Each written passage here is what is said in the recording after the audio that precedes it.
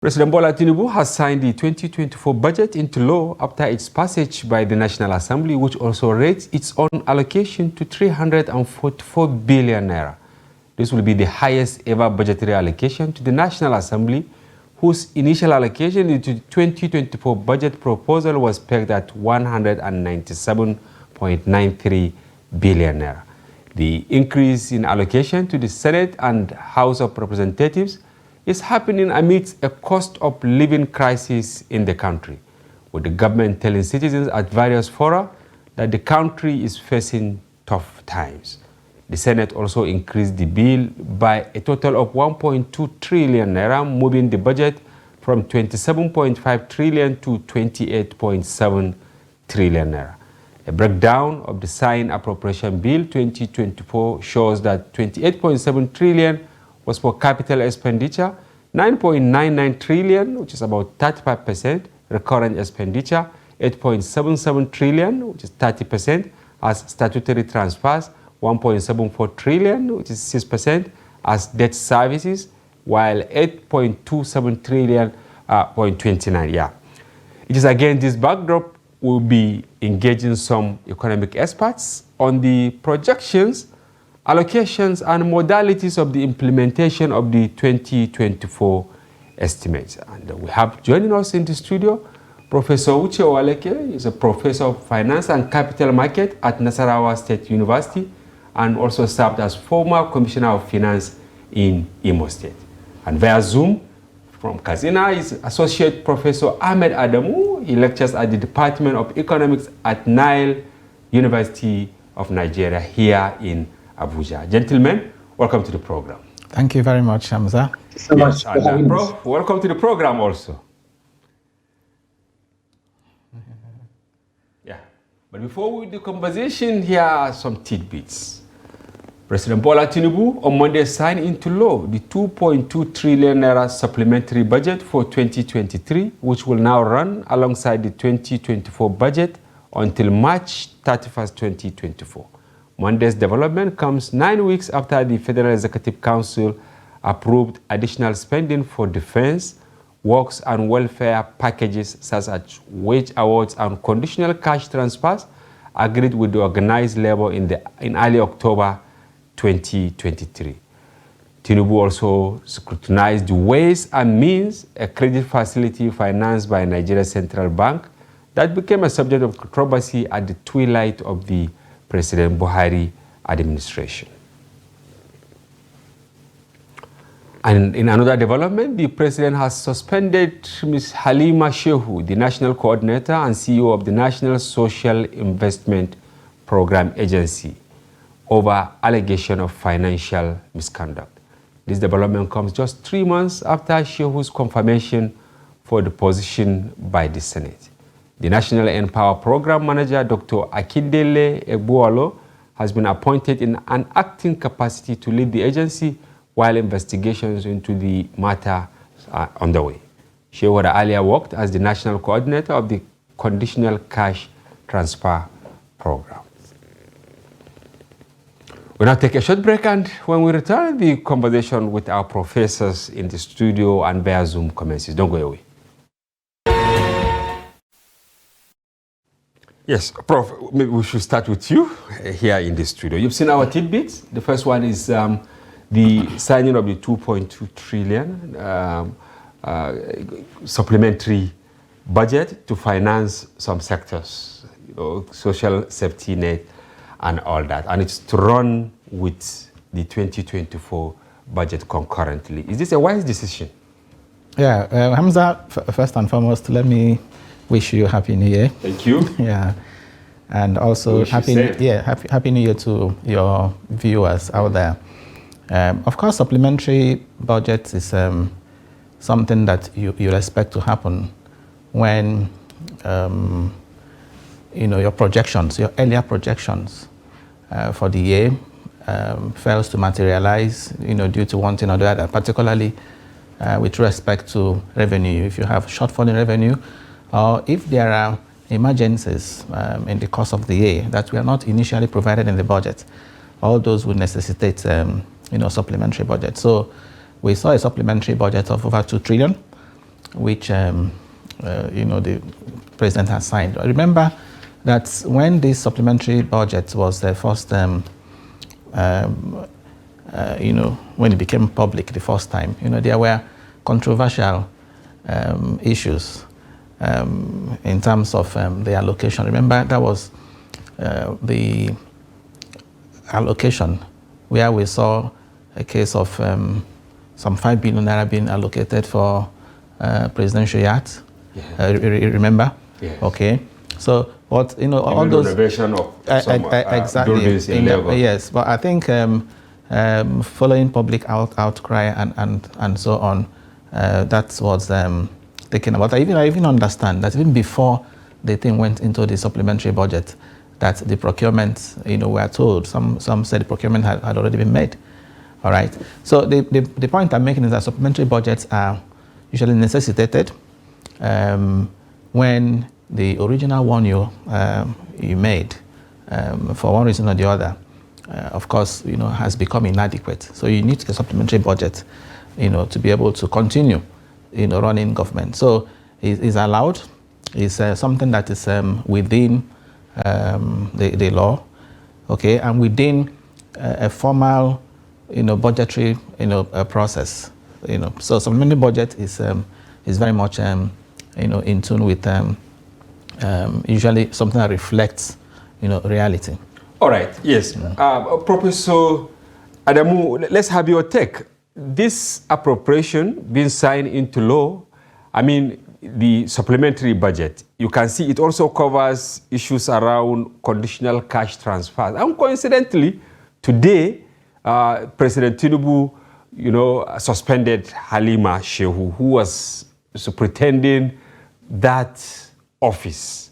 What is your take? Is there any contradiction? And you have had Professor Owaleke in the studio saying there were issues, of course, when the supplementary bill was submitted to the National Assembly, the issue of the yacht, the issue of renovating the vice presidents and the president's houses in Lagos and all that. Well, for me, there could be two possible justifications for this supplementary budget. One is because this is a new administration and they want to have their own budget. The budget that suits their own focus and their vision, because the 2023 budget was done by the previous administration. So they want to bring their own things, and then there's a way they want administration to be set, and this is the beginning. The beginning determines what's going to happen in the future. So they want to make it right in the beginning. That's why they have their own budget. And then number two is because of the major decisions taken by this administration. One is the removal of subsidy, and then the devaluation of the currency. These are things that will have changed the entire economic landscape of the country, which have changed the way of lives, and then the budget also have to reflect that. So the budget will also have to focus on making life easier for people, especially to cushion the effects of the removal of subsidy. And so the focus will be on that agency for social investment, social services by the government to provide incentives for people as a payback for taking away the subsidy they've been enjoying for years. So the decision by the president to suspend the managers of these funds is his personal decision, and of course, investigation must have been underway. We should not be also quick in making conclusion until the outcome of the report. All right, thank you very much. We shouldn't make conclusion until the outcome of the report. But is this a strong message from the president, Professor? I think it is, given the fact that the president is also,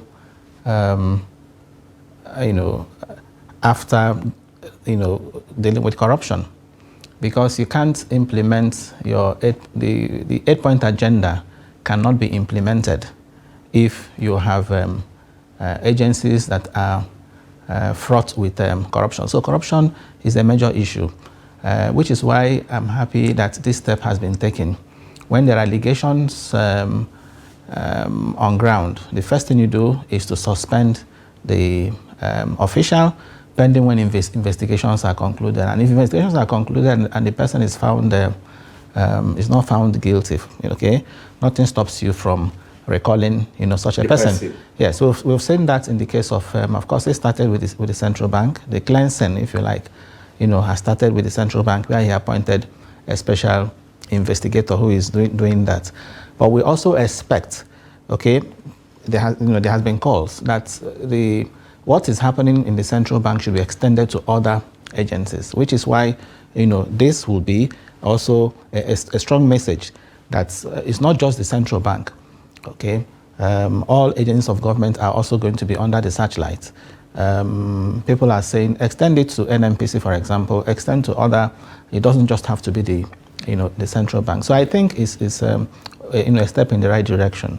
All right. Yes, Professor Ahmed, tomorrow, expectedly, the former Minister of Humanitarian Affairs, whose ministry, handled some of these conditional transfers and all that, is expected to be at the EFCC. The media is awash with that story.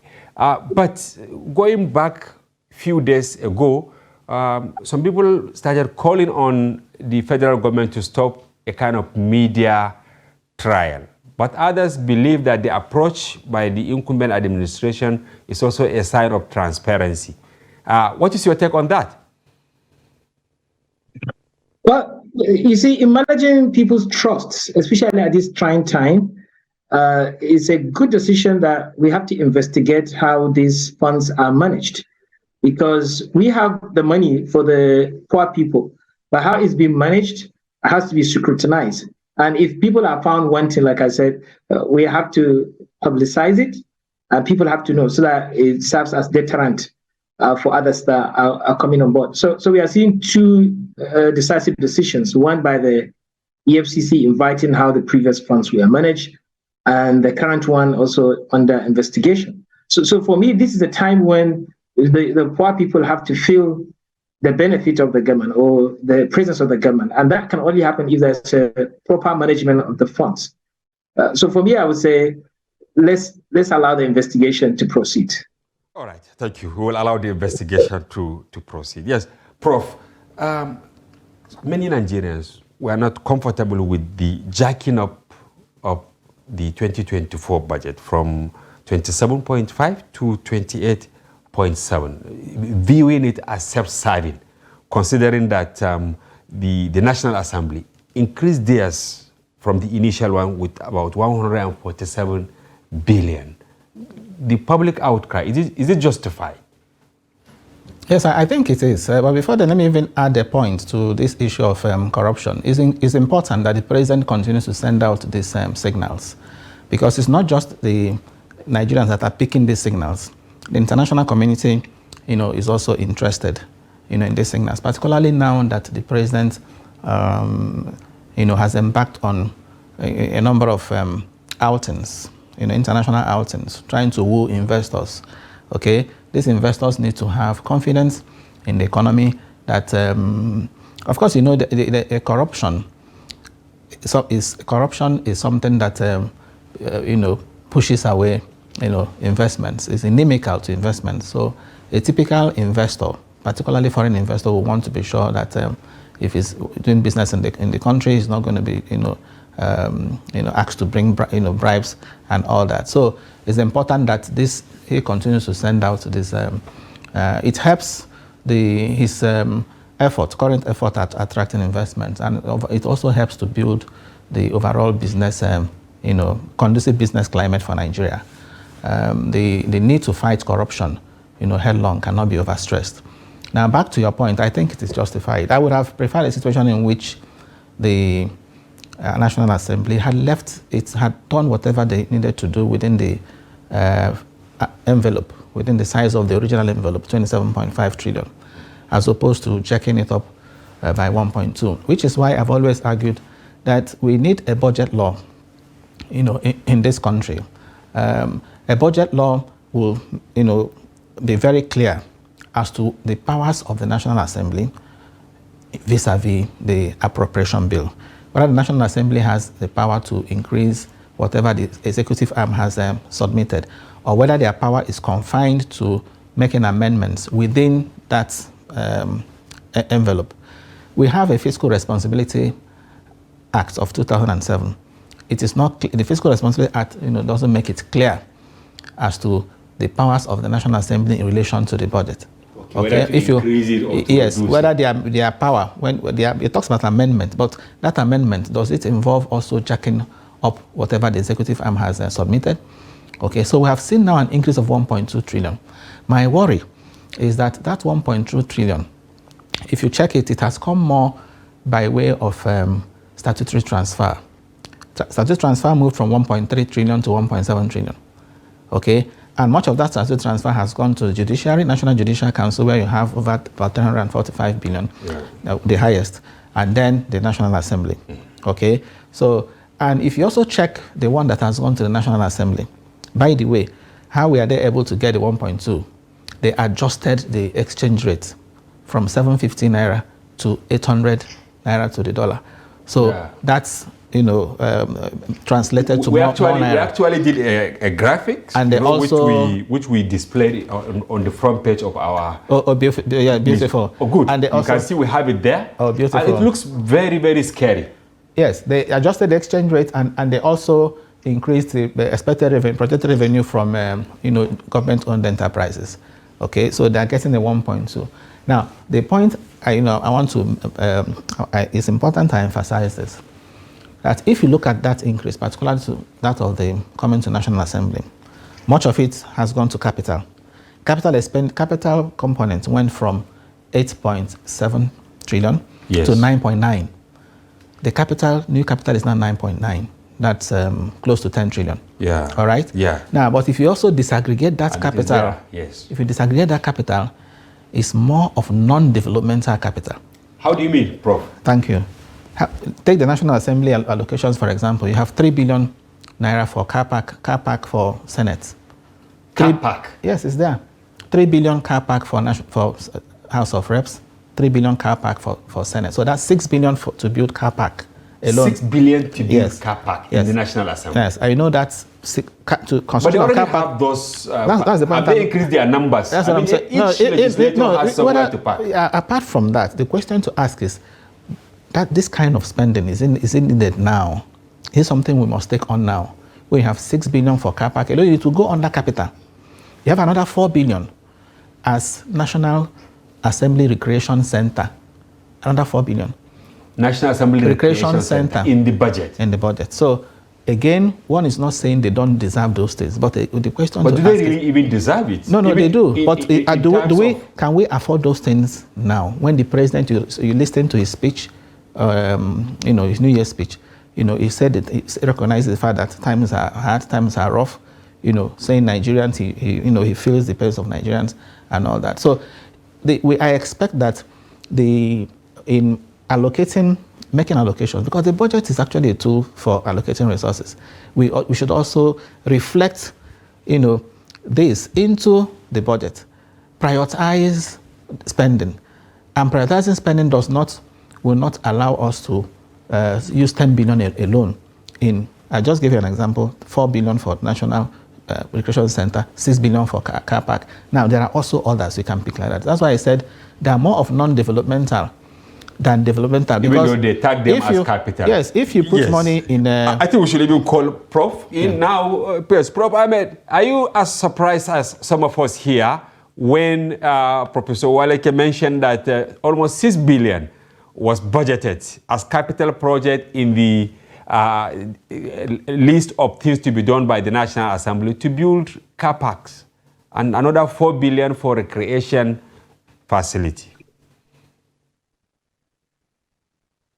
Yes, I am shocked and surprised to see that there are no changes in the way we do our budgets in this one, because this is the first budget we are going to have after the removal of subsidy and after the devaluation of the currency. And there is no difference. This is the same as the previous budget for me, because there is no way you can have a new results without new thinking and new way of doing things. And at a time of difficulty and tough times like this, if we call this budget a renewed hope, then this hope should come from sacrifice. If there are no sacrifice, there is no hope. And we have not seen any kind of sacrifice in this budget. What we see is a continuation of doing things as usual. So we have not seen cut in the size and the cost of government. What we are seeing is even more aggrandizement and more budget for recurrent spending. So we have not seen increase in the capital spending. This is the time of sacrifice, looking at the difficulty of life. So one of the things I was expecting from this budget is they should not try to do many things at once. This is the time of prioritization, like the Prof said.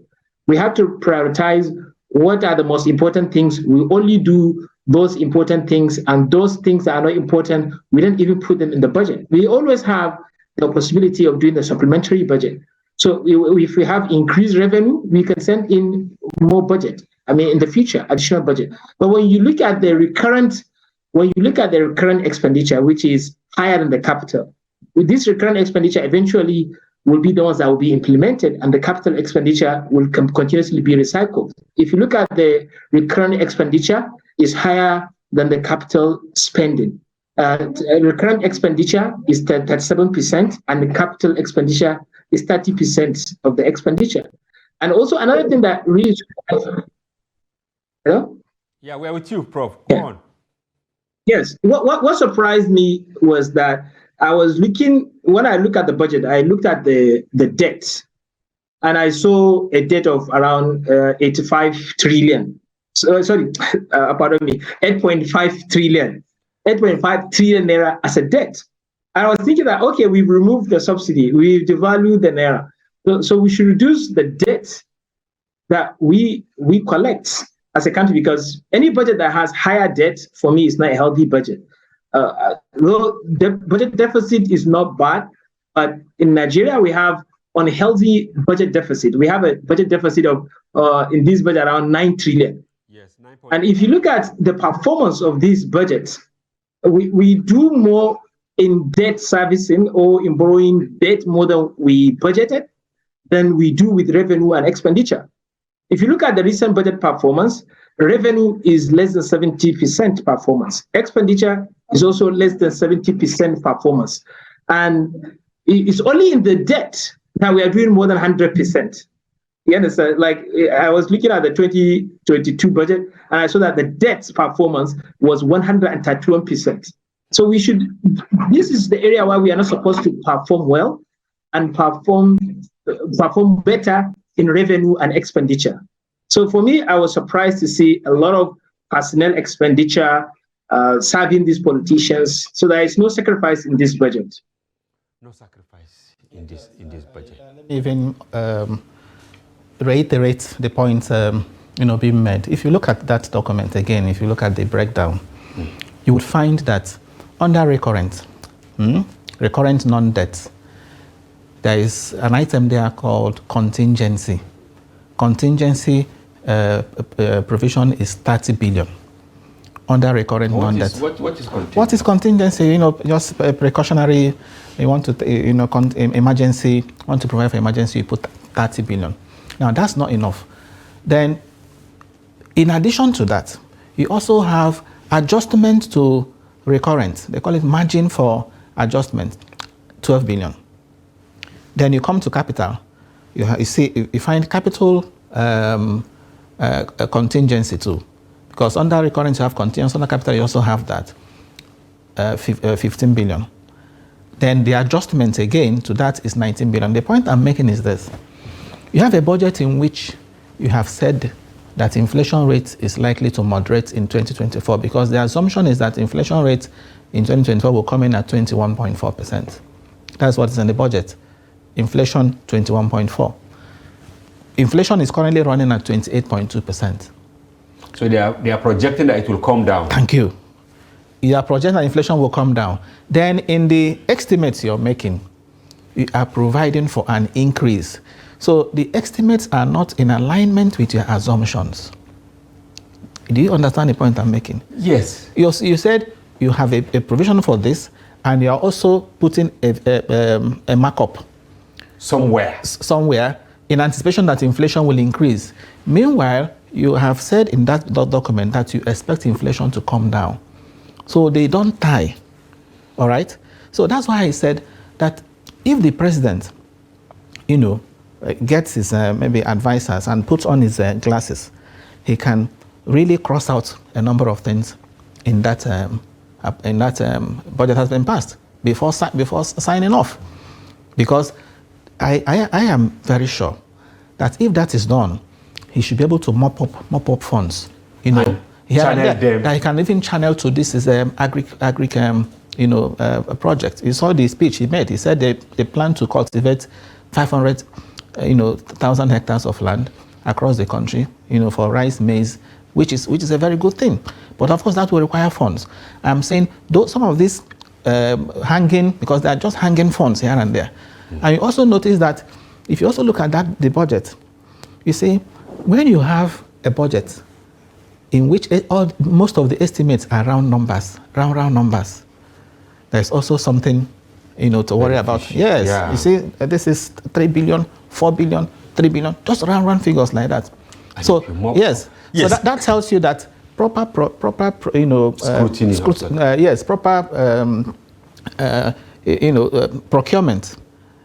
Procurement process, wasn't done.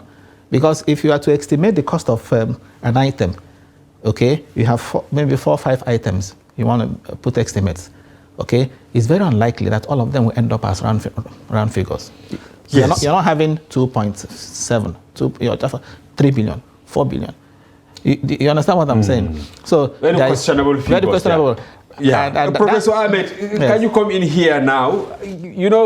Tinubu rushed from Lagos yesterday. On arrival, within 30 minutes, the Speaker, the Senate President, all the presiding officers were in the villa. Here is Prof saying it's like Tinubu did not put his second glass, to scrutinize this document. Can we just say that they are signing the budget as a ritual to beat the deadline, January to December, and that is all? They don't really care about the specifics and how to actualize them. Actually, this is just a ceremony. Signing the budget is ceremonial. The work has been done by the expert, by the Ministry of Budget, the relevant officials. When they have these parameters, they set the whole budget on, because the life of the budget depends on those assumptions, those expectations that the Prof has been explaining. One of the key parameters is the oil production. So we're not doing less than 1.5 million barrels a day. And now this budget is saying that we're going to go beyond that. We're going to go 1.7, close to 1.8 billion barrels per day. 1.78 million barrels per day. Well, I think this is a very good anticipation, but what are we doing inside the budget to help increase the oil production to that stage? So having the assumption is one thing, but setting the economy to achieve those assumptions is different. When you have inflation around 28% inflation, and then you are setting the assumption of this budget inflation is going to be 21%. So you're cutting down inflation by 7%. Then we have to look at the budget and see what are you going to do to cut down the inflation by 7%. Like Prof said, in the same budget, you are assuming that the dollar is going to be more expensive than it was initially proposed. And if dollar becomes expensive, then it is not consistent with your assumption that you are going to reduce the inflation by 7%. And the expectation that the GDP growth is going to be around 4% is also not realistic. At a time of increasing poverty, unemployment, and inflation, employers will not be incentivized to create more businesses. So we should anticipate low productivity in the economy is likely to reduce. So this expectation is not also realistic. So for me, we have to set our budget based on reality, our capacity to raise revenue. One of the areas that also captured my attention was the area of agriculture. The president has emphasized about the agriculture. But when you look at the budget, agriculture received 362 billion naira. So this is not consistent with also the ambition of the president to rely on agriculture as the base of the economy. If you look at the critical sectors like education, like healthcare, agriculture, and power put together, they are not even up to half of our debt. So we have a debt around 8.5 trillion.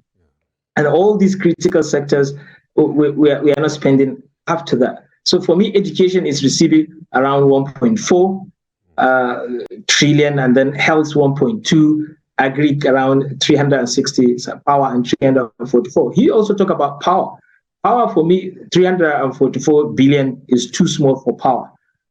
So you see, these are areas where we have to cut spending from the personnel, from politicians, National Assembly, the presidency. If you scrutinize the funds allocated to presidency, you'll be shocked, you'll be surprised. A lot of people are looking at National Assembly, but I want people to go to the budget office website and download this budget and look at what the office of the president is going to spend. Look at the office of chief of staff, around 21 billion.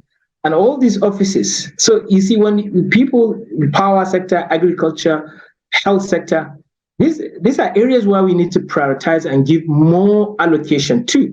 These are areas where you can see that, yes, those parameters are likely to improve. So for me, there is no sacrifice in this budget. This is a business as usual budget. All right. Thank you, Professor Ahmed. Thank you, Professor Waleke. We'll go on a short break. Viewers, don't go away. We'll be back shortly. This is Trust TV, documenting the Nigerian story.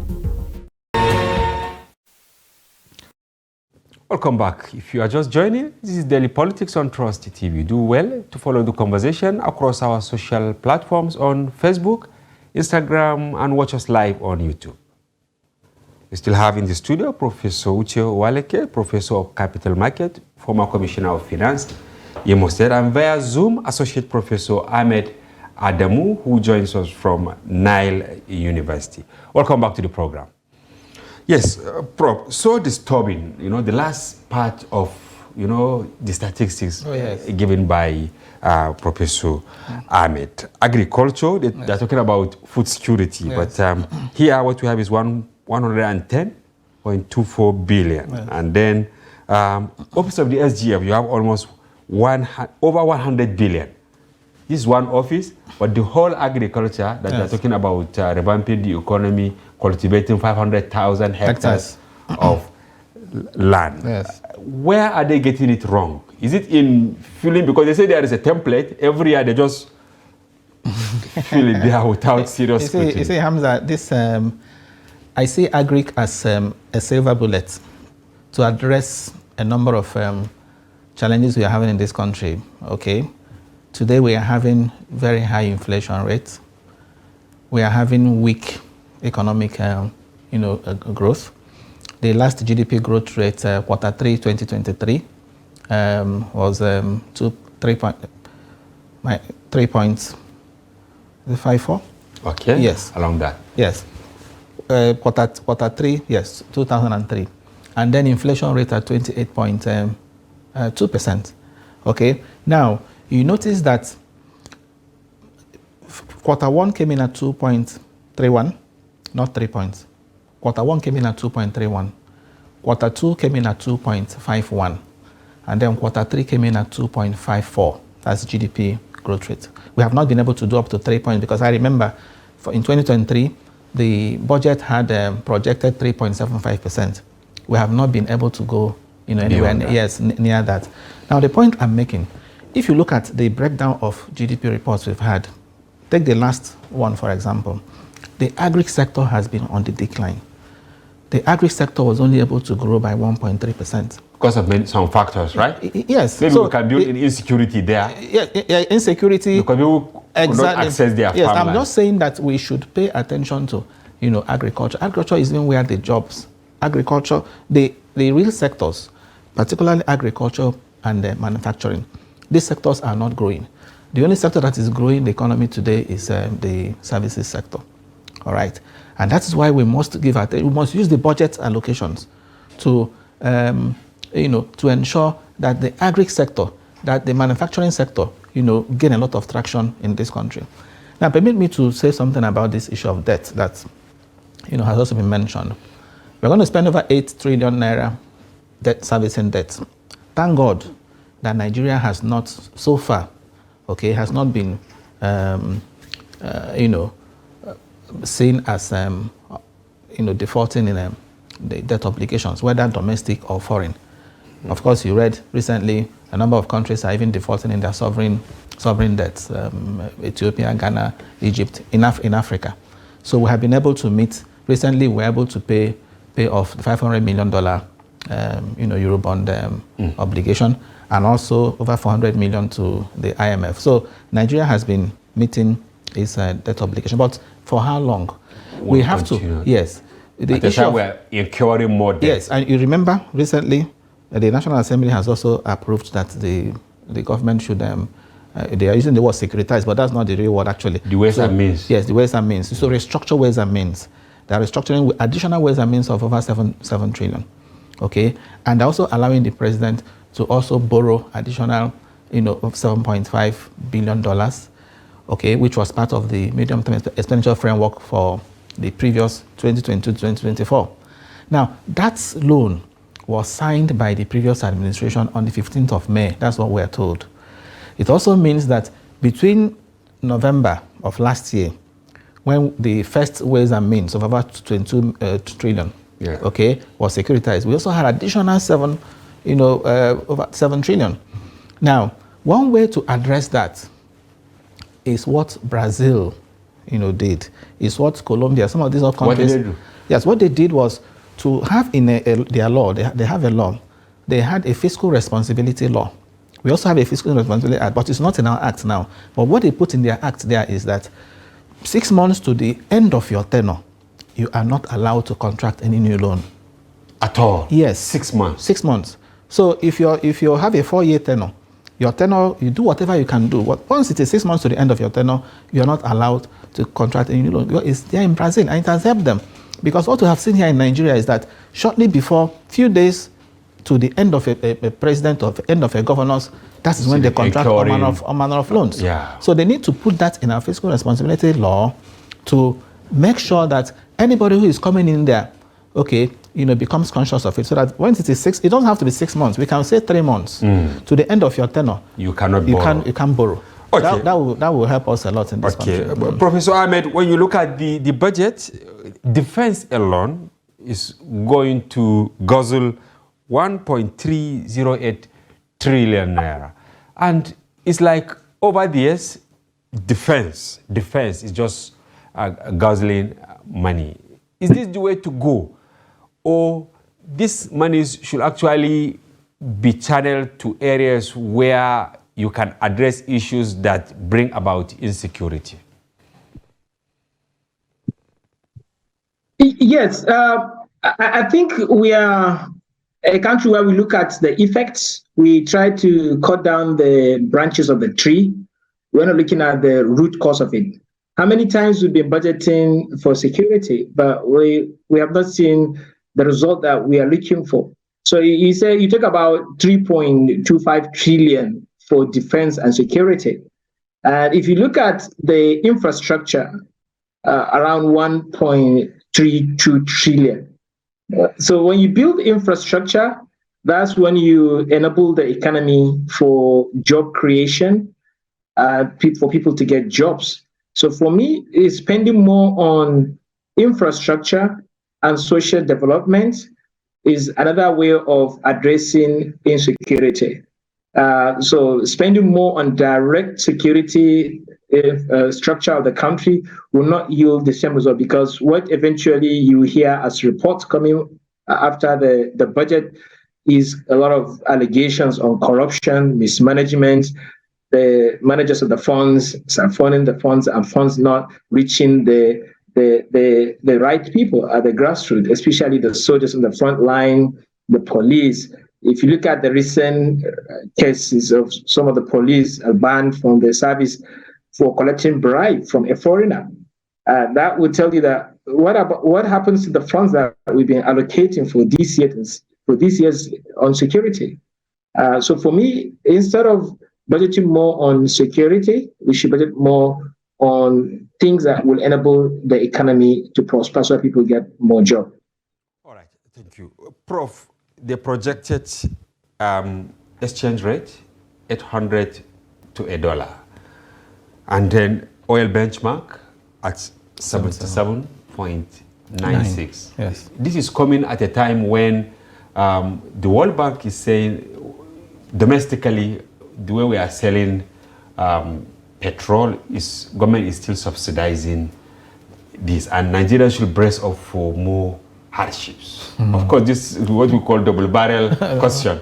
I don't know how government will get it right. Is the dollar exchange rate realistic? The benchmark for crude, is it realistic? Should Nigerians pay more petroleum at home? Well, let me even start with the benchmark, oil price benchmark. I think it is at 77.9.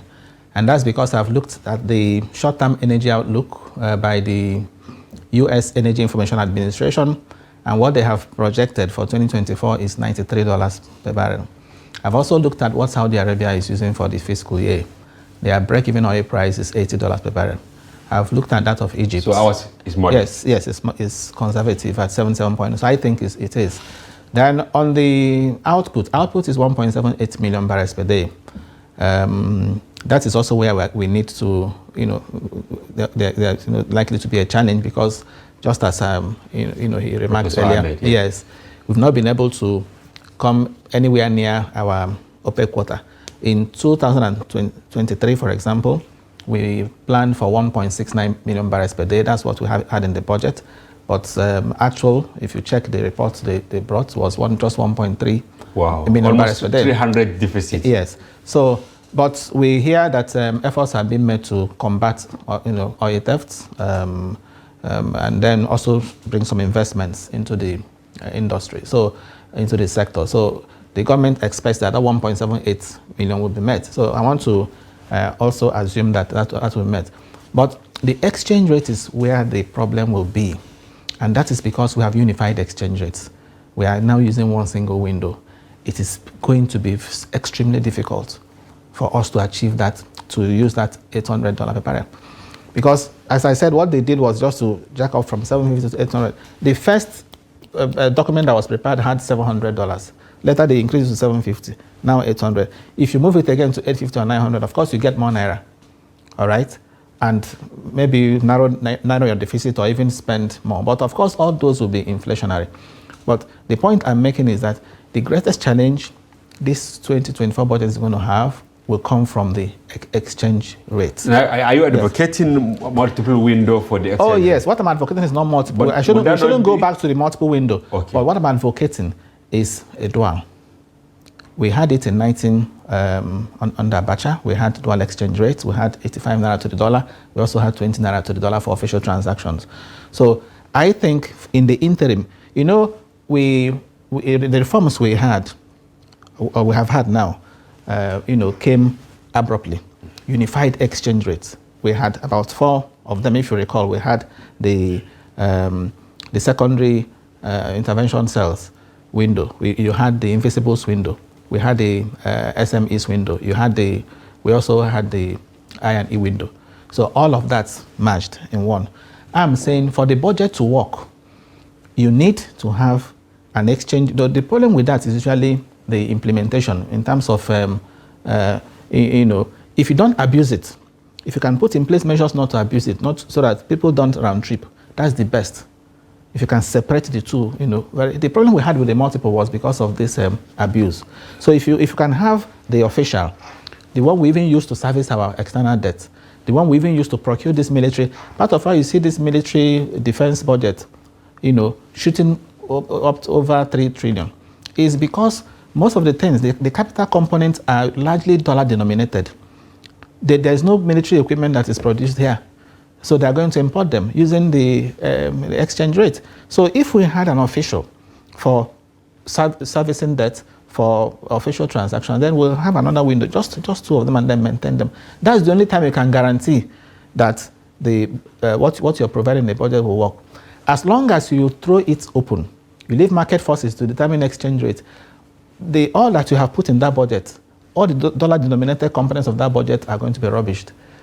Yes, that's the unfortunate thing, and that's because we still are not in a position to really float the naira. We are still having liquidity, challenges in the forex market. The supply side is still weak. And you know something, Hamza, what the government has been doing so far is trying to address the supply side. They're getting some, for now, $2.25 billion from the Afrexim Bank, the first tranche. Another tranche will come in January, we are told.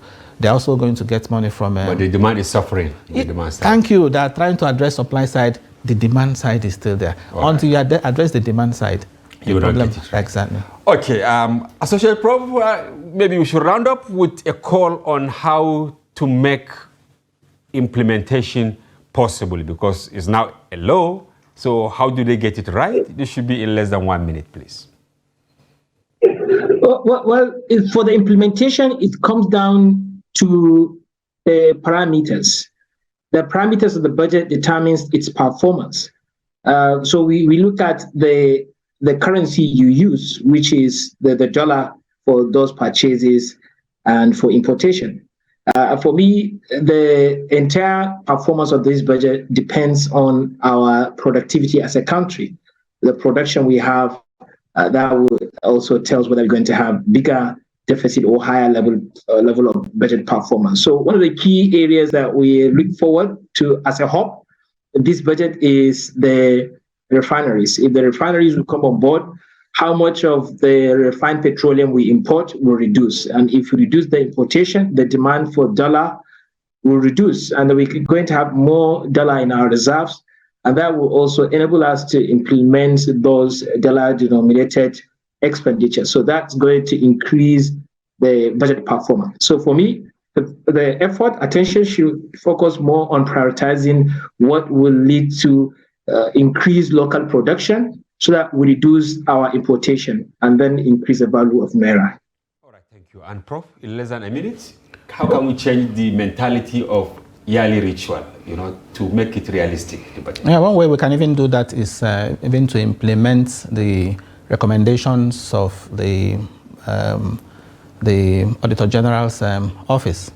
Okay, Auditor General has always been making recommendations with respect to budget implementation, but all of that don't usually see the light of the day.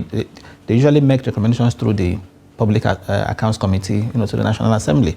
So there is need for us to strengthen the office of the Audit Gen, to be able to perform its functions. And anytime it sends its recommendation to the National Assembly, those recommendations, must be implemented.